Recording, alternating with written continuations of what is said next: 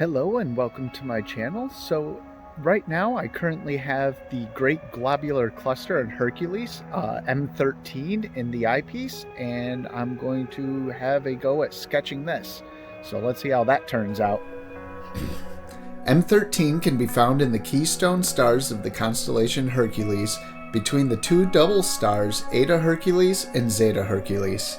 M13 is also known as the Great Cluster in Hercules and is the largest and brightest globular cluster visible in the northern hemisphere with an apparent magnitude of 5.8. With dark enough skies, you might be able to spot this with the unaided eye, and it can be easily seen in a pair of binoculars or a small telescope.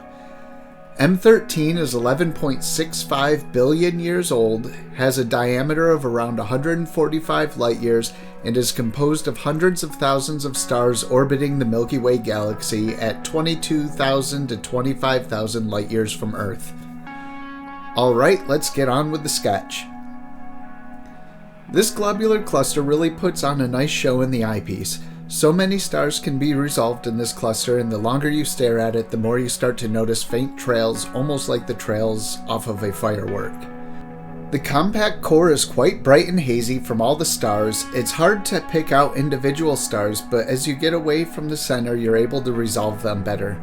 The overall field of view through the Vixen zoom at 24mm had a decent selection of bright and dim stars. I marked off the field stars with the HB pencil. I then used a 2B pencil to create the bright glow of the cluster.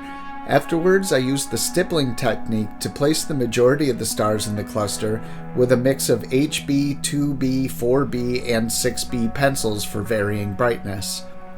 I then marked off the cardinal directions, and that's it for the sketch. Here we can see the final sketch after taking a photo, inverting in GIMP, and creating the eyepiece view and adding the details around the image.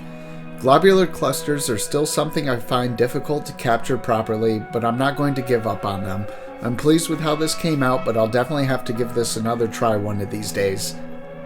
That's it for this video. Let me know what you think in the comments section below. If you enjoyed it, please click the like button. If you enjoyed this and would like to see more sketching and astronomy videos, be sure to subscribe. Thanks for watching, and clear skies.